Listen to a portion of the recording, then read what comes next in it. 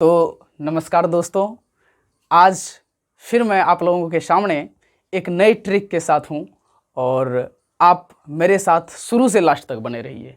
और चलिए हम लोग स्टार्ट करते हैं। आज कुछ प्राचीन नदियां जो हैं हमारे, जो पुराने समय के जो प्राचीन नदियां हैं उनके प्राचीन नाम और उनके आधुनिक नाम। जो प्राचीन नाम उसका क्या था और अब जो आधुनिक नाम है, यहाँ से बहुत सारे क्वेश्चन पूछे जाते हैं। मैं भी आपको बताऊंगा डिटेल में कि मैं भी जब एग्ज़ाम दे रहा था तो वहाँ मुझे भी एक क्वेश्चन में डाउट आया था और अब आप लोगों को ये कन्फ्यूज़न आगे नहीं होगी। चलिए मैं पहला स्टार्ट करता हूँ।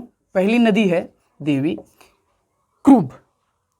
तो देखिए दोस्तों, जिस प्रकार से यहाँ लिखा हुआ है क्रुब और यहाँ क्या है कुर्रम, तो प्राचीन नाम क्रुब था, अब इसे हम कुर्रम पढ़ते हैं।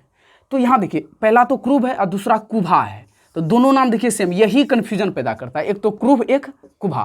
तो याद कैसे रखना है, देखिए हर्षु हर्षु दोनों में लगा हुआ है, भ दोनों में लगा हुआ है, लेकिन नाम अलग है, एक का कुर्रम एक का काबुल। तो क्या करोगे आपको करना क्या है कि इसमें देखिए क्र है लगा हुआ है। क्या लगा हुआ है दोस्तों? र का उच्चारण यहाँ हो रहा है। क्रुब में क्या हो रहा है?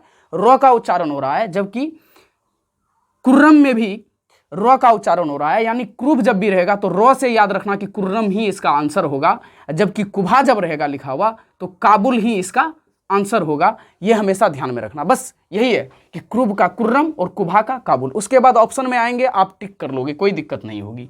चलिए दोस्तों आगे बढ़ते हैं। वितस्ता।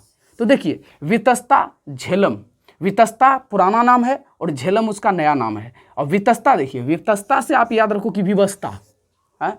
किसी को कोई विवस्ता हो जाए, बच्चा कोई विवस्ता हो गया तो हमको क्या करना होगा? उसको झेलना ही ना पड़ेगा। अरे दोस्त हैं, झेलना पड़ेगा। लॉकडाउन में कितना विवस्ता आया, सब झेल झाल करके हम लोग यहाँ तक पहुँचे हुए हैं।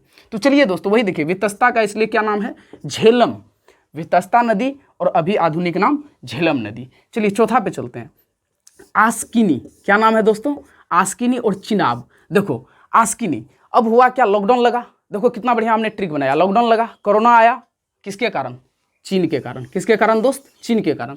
तो सब उससे क्वेश्चन पूछ रहा है, यानी आस्क कर रहा है। आस्क मीन्स पूछ रहा है, आस्क मतलब पूछ रहा है। आस्क, बताओ कैसे आया तुम्हारे देश से हमारे देश में कोरोना, जवाब दो। तो आस्किनी जब भी आएगा तो आस्क किससे करना है दोस्तों? चीन से, यानी चिनाब। तो आस्किनी का नाम नया हो गया है चिनाब। तो चलिए दोस्तों फिर हम आगे बढ़ते हैं और देखते हैं, आगे बढ़ते हैं हम लोग और देखेंगे। अब रुको ना, व्यास, विपाशा और व्यास। यहाँ देखो विपाशा और व्यास नाम से भी है। देखो यहाँ पास अब व्यास, तो यहाँ से भी याद कर लेना। यहाँ पे एक चीज़ है, मैं बताता हूँ आपको कि जैसे एक कहावत है कि सपनों में आई विपाशा, सपनों में आई विपाशा, तनिक भी नहीं थी, तनिक भी नहीं थी जिसकी मुझे आशा। ठीक। और उसके बाद क्या हुआ पता है? बताता हूँ। उसके बाद क्या हुआ कि दौड़ा दौड़ा करके पिताजी ने क्या किया? दौड़ा दौड़ा के पिताजी ने मुझे कूटा। ठीक। और खटिया से गिरकर मेरा सपना टूटा। और आंख खोलकर जब देखा तो सामने मेरे बाबूजी खड़े थे और पूरे शरीर पर मेरे जूते के निशान पड़े थे। ठीक है, तो ऐसे है ये चीज़, ऐसे कोई दिक्कत नहीं है, ये इससे जुड़ा हुआ नहीं है। बस यही चीज़ ध्यान में रखना कि विपाशा तो याद आ जाता है, तो विपाशा है तो व्यास नदी, इसको याद रखना। ठीक है। अब देखिए हम लोग पढ़ेंगे नेक्स्ट गोमती। तो गोमती में नाम से ही पता चल रहा है, गो और गोमल, तो टिक कर लोगे, कोई दिक्कत नहीं है। गोमती का गोमल है। चलिए अब इधर देखते हैं हम लोग परुसनी। क्या है दोस्तों? परुसनी।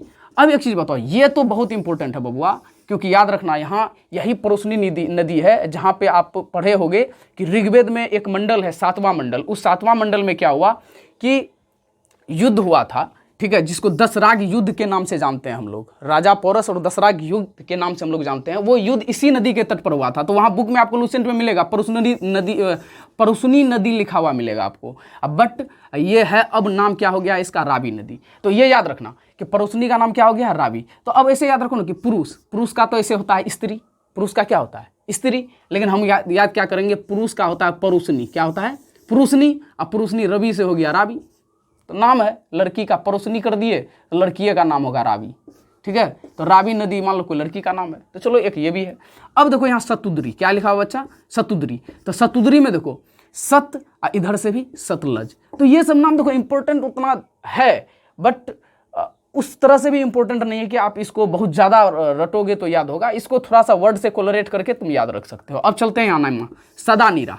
तो देखो सदा नीरा है और गंडक नाम है। तो एक चीज़ बताओ, गंडक को प्यार से हम लोग बूढ़ी गंडक भी यहाँ याद रखो, बूढ़ी गंडक, क्या याद रखना है, बूढ़ी गंडक। अब बताओ सदा नीरा, तो सदा जो हो जाएगा, सदा सदा जीवन जो व्यतीत करेगा तो बूढ़ा आदमी न होगा, तो हो गया बूढ़ी गंडक। अब देखो सुवस्तु, सुवस्तु में देखो यहाँ सत्व, ठीक है, और ये स्व, इसको याद रखना, सुवस्तु से स्वात भी याद हो जाएगा। अब देखो दृश्यद्धति, क्या है लिखा हुआ बच्चा, दृश्यद्धति। और दृश्यद्धति में से घग्घर याद रखना, वही कल जो हम बताए हुए थे, काली बंगा घग्घर, तो कला बैगन, और घर घर में था पति आया, गाल लाल कर दिया मार के थापर, तो वही है दृश्यद्धति है। और घग्घर नदी है, वही नाम था पहले, दृश्यद्धति नाम था, लेकिन अब वर्तमान में उसका नाम हो गया घग्घर नदी। तो इसमें भी देखो ध हलंत ड लगा हुआ है, और यहाँ पे ग हलंत घ लगा हुआ है, तो यहाँ से इसको भी तुम कोलरेट कर सकते हो। तो चलिए दोस्तों, अगर आपने हमारे वीडियो को अब तक सब्सक्राइब नहीं किया है, लाइक नहीं किया है, शेयर नहीं किया है, तो एकदम दबा के ठोक के लाइक शेयर कर दो, और उस पर कुछ कमेंट भी कर दो। अगर वीडियो अच्छा लगता है तो ज़रूर कुछ ना कुछ कमेंट करके मुझे भी बताओ। तो धन्यवाद दोस्तों।